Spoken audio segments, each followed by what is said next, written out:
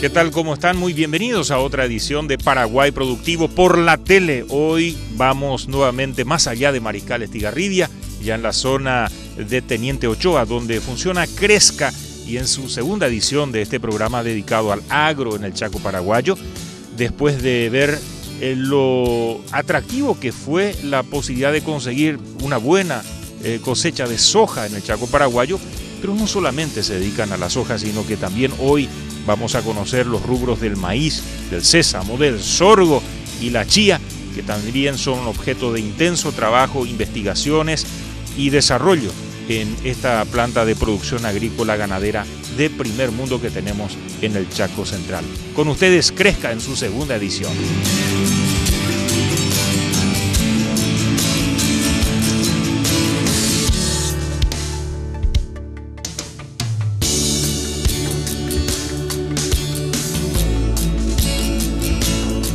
No hay aún variedades establecidas para el Chaco.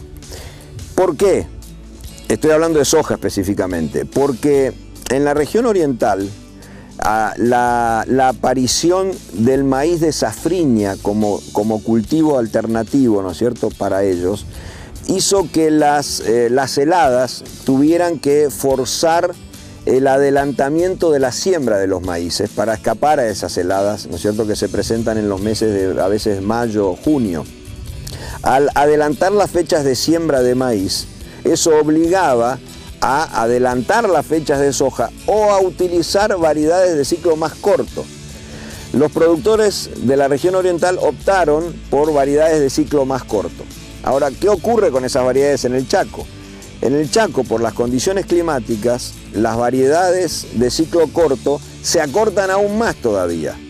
Y las épocas de cultivo no difieren totalmente. O sea, la de ellos está entre octubre y enero, aunque febrero, y en el caso nuestro arrancan la siembra recién a mediados de diciembre, hasta el mes de mayo.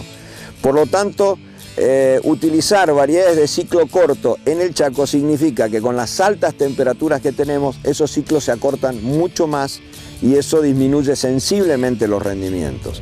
Por lo tanto, las variedades que, en base a nuestra experiencia, ¿no es cierto?, que hemos venido desarrollando, hemos encontrado que las variedades de ciclo largo, variedades del grupo 7.7, 8, 8.2, son mucho más estables, rinden bien, tienen mejor comportamiento, son más plásticas en cuanto a variables climáticas, ¿no es cierto? Y los rendimientos están dentro de lo que se puede esperar para lo que es un suelo chaqueño, que es el orden de los 1.500 a 2.000 kilos, que es lo que hablábamos antes. Por lo tanto, estamos trabajando fuertemente en ese tema. Incluso yo estoy haciendo lobby con algunas empresas semilleras. He viajado a una exposición de Brasil en Mato Grosso do Sul para hablar con representantes de varios semilleros que también están presentes en el estado de Mato Grosso. Mato Grosso tiene las mismas características que el Chaco paraguayo, donde las variedades de soja son de ciclo largo. Incluso ya variedades tipo intacta, que es la que Monsanto está promocionando, resistente a insectos, a orugas, ¿no es cierto? Por lo tanto, estamos buscando lograr que esas variedades sean traídas a Paraguay. El problema que tenemos es que en el Chaco se están desarrollando 4.000, 5.000, 6.000 hectáreas de soja en este momento, y en la región oriental hablamos de 3.200.000. Para los semilleros, hoy el Chaco no existe desde el punto de vista del volumen de semilla. Entonces no les interesa todavía traer variedades de ciclo largo.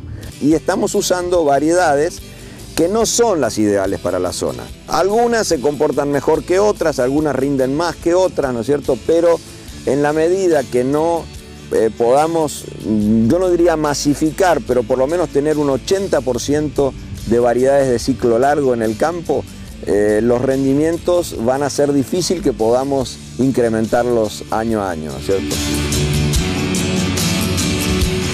Toda una novedad realmente en el Chaco desde que llegó. Al principio nadie creía, ¿verdad? Pero hoy día ya más gente está enterado de que soja se puede hacer en el Chaco. Se ve eso, ¿verdad? Por cierto, tuvimos años buenos y malos también, pero de que se puede hacer, se puede. Eso ya no es un mito. El primer año yo diría que fue más de experimentación. Después del segundo año ya se amplió bastante la superficie y el tercer año también se amplió más. Y luego el año pasado lo que tuvimos una mala campaña, digamos, a causa de la sequía que azotó a todo el país prácticamente, ¿verdad? Así que no tuvimos suerte con eso, pero este año tuvimos que recuperar bastante. Ahora se está viendo ya con las primeras cosechas el buen desarrollo de la producción. Tenemos técnicos, tenemos 2 aquí en el campo. Luego ayudantes, asistentes de campo y entre administrativo y la parte de taller, depósito, estamos como 16 personas. Por la humedad del ambiente. Muchas veces cuando llueve así grande y tenemos una temperatura todavía baja, no está haciendo mucho calor, la vaina le cuesta desprenderse, ¿verdad? Porque cuando esté listo de cosecha tiene que ser quebradiza, sí. Tiene que estar bien dura. Sí, crocante. Crocante, exactamente, como para poder entender, ¿verdad? Sin embargo, esta está todavía medio blanda, medio gomosa, entonces eso hace que no pueda trillar bien y pierda por la cola de la máquina. Esta es una Codetec 219.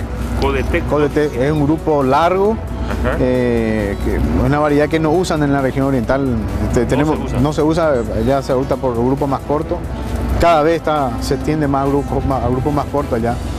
¿Y acá por qué optaron por esta variedad?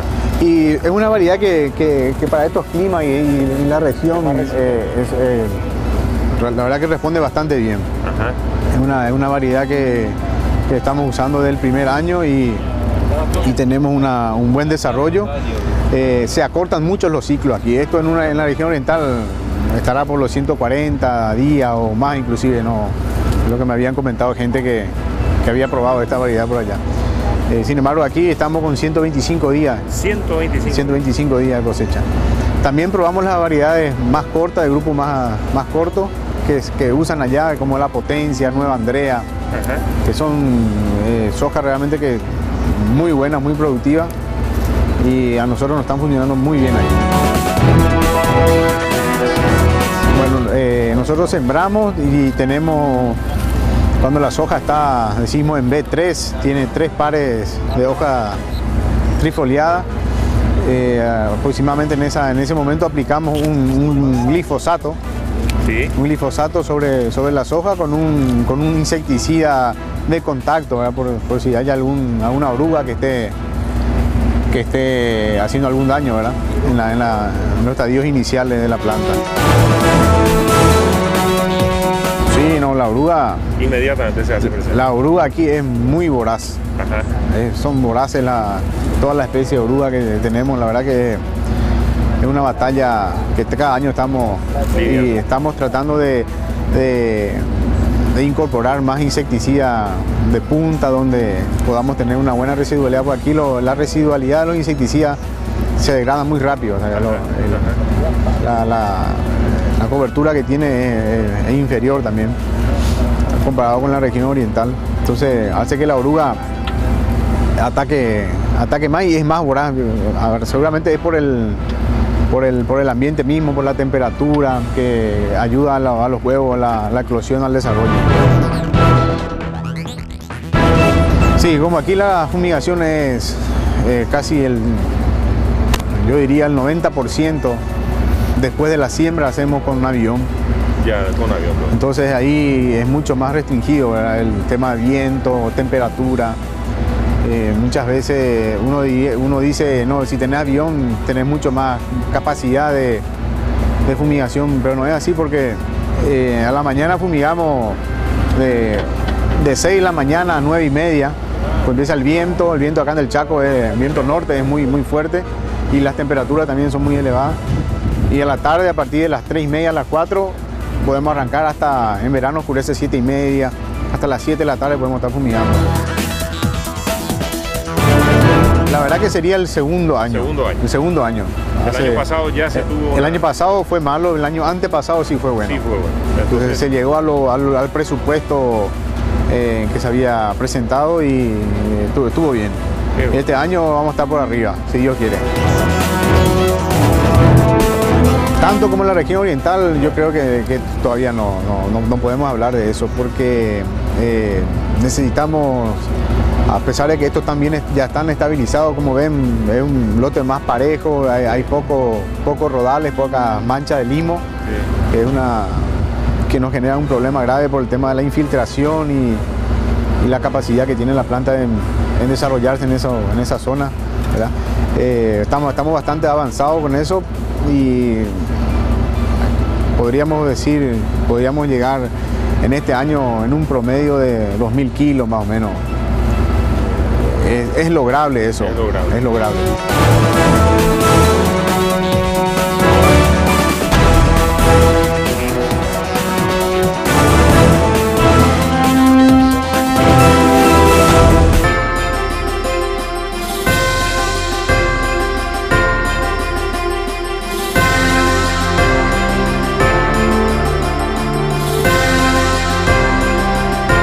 Este es el año en que prácticamente decidimos buscar una alternativa diferente a la del sorgo, que era el cultivo que acompañaba a la soja hasta el año pasado, básicamente por dos motivos. El primero, porque veíamos que el volumen o la producción que estábamos teniendo de sorgo se nos hacía muy difícil colocarla en el mercado. El mercado de sorgo está bastante acotado a lo que es balanceados o a lo que es etanol, ¿no es cierto? La calidad del sorgo que nosotros producimos para la industria, desde el punto de vista de la extracción de etanol, no está dando los niveles que la industria nos exige, ¿no es cierto? Por lo tanto, tenemos que caer forzosamente en lo que es la industria de balanceados. Y la industria de balanceados tenemos dos centros o dos mercados. Uno es el de las colonias menonitas, que está relativamente cerca, y el otro es ya en el sur del país, básicamente donde está Trociú, donde están las empresas más grandes, ¿no es cierto? Eso, obviamente, vender al mercado de balanceados implica tener que caer en las colonias menonitas por una cuestión de flete. Pero la capacidad de compra de las colonias está muy por debajo del volumen de producción que nosotros veníamos teniendo con el sorgo. Entonces eso nos hizo replantear el cultivo que venía trabajando en forma conjunta con la soja en la rotación, y pensábamos que el maíz era una alternativa. Habíamos tenido una experiencia con maíz el primer año, pero en aquella época no existía el maíz transgénico. Y el maíz no transgénico o convencional, como se lo conoce, implicaba un costo de producción tan alto que al final terminábamos perdiendo. Por lo tanto, desistimos del maíz durante 3 o 4 años hasta esperar a que apareciera el maíz transgénico en el mercado. Eso fue lo que hicimos y por eso este año nos lanzamos en forma importante a la siembra de maíz, buscando, por un lado, disminuir la cobertura de esos problemas de peladales que teníamos para lograr rastrojo para volver a sembrar soja al año siguiente. O sea, ese es el objetivo del maíz o del sorgo que estábamos usando antes, ¿no es cierto? Y este es el primer año que estamos probando a esta escala, ¿verdad? Ajá. Estamos aquí en esta finca, estamos con 758 hectáreas de maíz. ¿De qué especie? Y estos son híbridos de Cal 390 Triple Pro. Ajá. Un material muy bueno, la verdad que nos ahorramos bastante, si bien es cara la semilla, pero no sé, nos ahorramos bastante en el control de orugas, ¿verdad? Donde la verdad que no tenemos nada, se puede ver las plantas muy sanas. Uh-huh. Y ahora están en pleno llenado de grano, ¿verdad? Y esto esperamos por lo menos 5.000 kilos por hectárea. 5.000 por lo menos 5.000, atendiendo a las zonas de rodales, de peladal que tenemos. Particularmente estoy muy sorprendido, porque no le tenía mucha fe al maíz, uh-huh, pero con esta lluvia que tuvimos en esta campaña, sobre todo ahora en marzo, la verdad que sobrepasa toda expectativa. Bueno, el maíz es muy sensible en el momento que suelta la flor, ¿verdad? Uh-huh. Entonces tratamos de sembrarlo un poco más retrasado. Primero empezamos con la soja y tratamos de colocarlo al maíz a partir de a partir de enero para adelante. Hasta el 15 de febrero más o menos tenemos una como fecha tope. También atendiendo a que pueda ocurrir alguna helada tempranera en junio, entonces tratamos de evitar eso y cortamos en esa fecha aproximadamente. Se presupuesta un 3.000 kilos como primer año, 3.000 kilos más o menos, donde tenemos un rinde de indiferencia de 2.200 kilos por hectárea a 2.500, 2.200, 2.500 kilos. Y la verdad que creemos que vamos a estar sobre el presupuesto, al menos en estas 700 hectáreas de esta finca que sembramos más o menos en buena fecha. Prácticamente todas esas hectáreas están en llenado de grano, y con el agua que tenemos abajo la raíz puede aprovechar bastante bien todavía. Creemos que el mercado de las colonias menonitas es un mercado muy importante. Ellos consumen un volumen muy alto de maíz en lo que es balanceado, así que es muy probable que, no sé si todo, pero por lo menos el 70-80% de lo que vamos a producir este año, tenemos la esperanza de poder colocarlo dentro de la industria de las colonias menonitas. Sí, esto es una variedad intacta, la soja nueva que está entrando, de un grupo intermedio. Sembramos ya un poco tarde para lo que planificamos, sembramos esto el 15 de febrero. Esto es una resiembra en realidad. Fue un lote sembrado en fecha, que tuvimos problemas de germinación en la semilla y volvimos a sembrar este lote con esta variedad. Nos exige la ley hacer un 10%, creo que de un 10% de refugio, que sería una variedad no resistente, una variedad sin esta tecnología, una variedad, una RR común. Tenemos en el otro costado, y en el resto de la parcela estamos con esta soja, ¿verdad?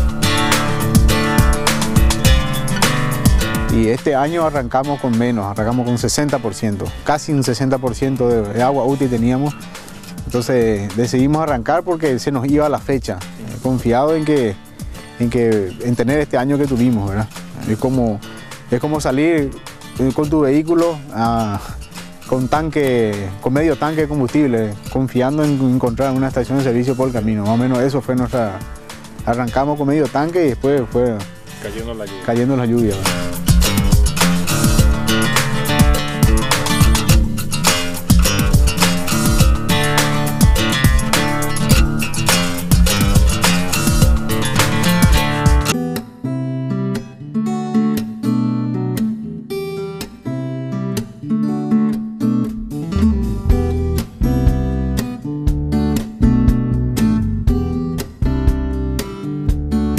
Sí, es bastante rústica la planta del sorgo, ¿eh? El sorgo es bastante rústico.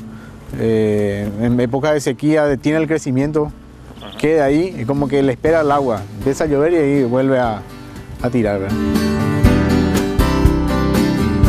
Cada año estamos buscando una estrategia nueva para evitar el daño por paloma, sobre todo, ¿verdad? Que es, como te dije, un 30-40% de la cosecha. ¿Y qué estrategia usan, por ejemplo? Y lo que tenemos que hacer es tratar de entrar con una desecación bien en el momento justo, como para adelantar un poco más a la paloma. De hecho, no vamos a evitar el consumo el daño por paloma, pero por lo menos el porcentaje de daño vamos a disminuir.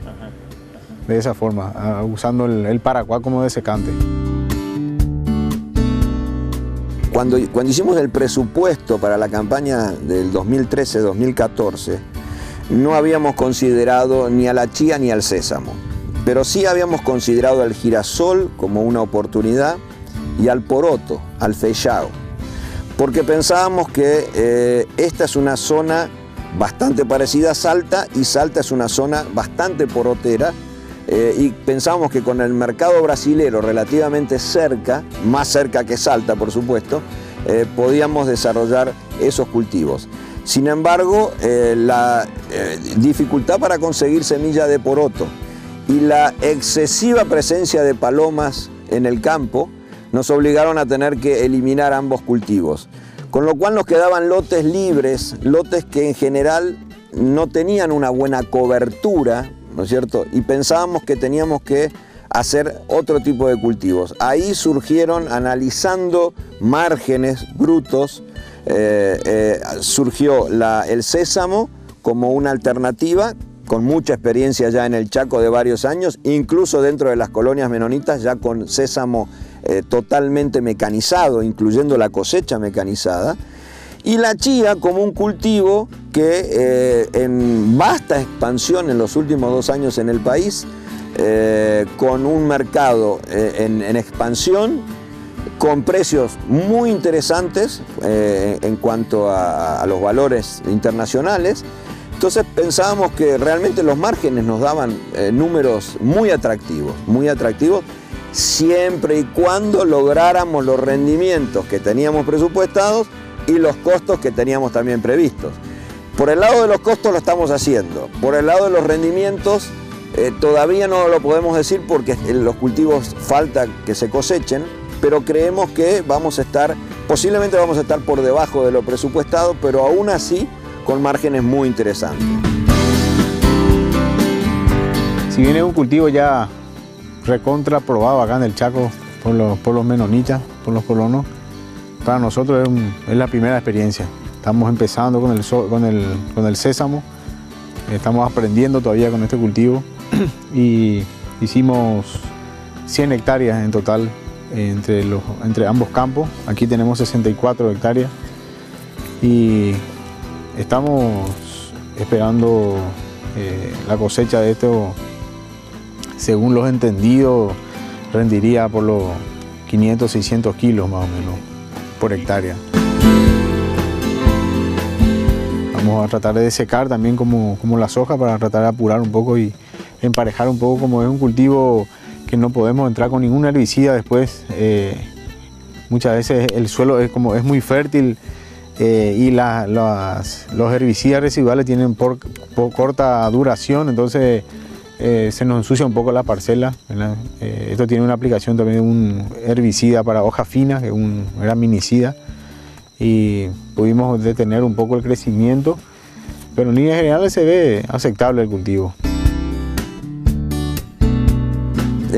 Nosotros, en cuanto a lo que es productos para controles de insectos, malezas u hongos, ¿no es cierto?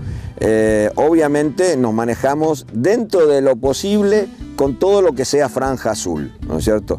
En algunos casos, lamentablemente, no se consiguen esos productos y tenemos que pasar a franja amarilla, porque la franja roja, además de estar prohibida, nosotros no la queremos usar bajo ningún punto de vista, no solamente por el riesgo al medio ambiente, sino por el riesgo también a las personas que están haciendo las aplicaciones, ¿no es cierto? En cuanto al comportamiento de la naturaleza, digamos, no hemos visto, afortunadamente, no hemos visto hasta ahora todavía, o no hemos encontrado animales muertos en las cortinas como consecuencia de las pulverizaciones. Y pensamos que más que nada porque nosotros utilizamos mucho el avión para fumigar y el avión tiene que bajar al lote, ¿no es cierto?, teniendo en cuenta que tiene que sobrevolar una cortina que tiene una altura de 12 o 14 metros de altura. Por lo tanto, cuando el avión baja a la altura de fumigación, que son 3 metros más o menos sobre el canopeo del cultivo, ya prácticamente está como a 30 o 40 metros de la cortina y ahí es donde recién el avión abre, ¿no es cierto?, el producto, larga el producto, con lo cual prácticamente no hay casi nada que llegue a las cortinas. Yo creo que va a crecer. Ahora, si pensamos en que el Chaco puede llegar a los niveles de la región oriental, evidentemente estamos pensando en forma equivocada, ¿no es cierto? O sea, somos conscientes de que los suelos del Chaco son más frágiles, hay que manejarlos con extremo cuidado, hay que considerar las rotaciones agrícolas ganaderas, lo cual significa que en la medida que la agricultura empiece a decaer en niveles de rendimiento, debe ser reemplazada por la ganadería y a la inversa. La agricultura pasará a los lotes que eran ganaderos. Yo pienso que va a crecer, sensiblemente va a crecer, pero me sería difícil dar un número, ¿no es cierto?, de hasta qué nivel podría llegar a crecer la agricultura básicamente lo que llamamos el complejo sojero, si se quiere, ¿no es cierto?, dentro del Chaco. Pero creo que podemos hablar en un término de 10 años de aquí, en algunos miles, 100 a 200.000 hectáreas con seguridad, ¿no es cierto?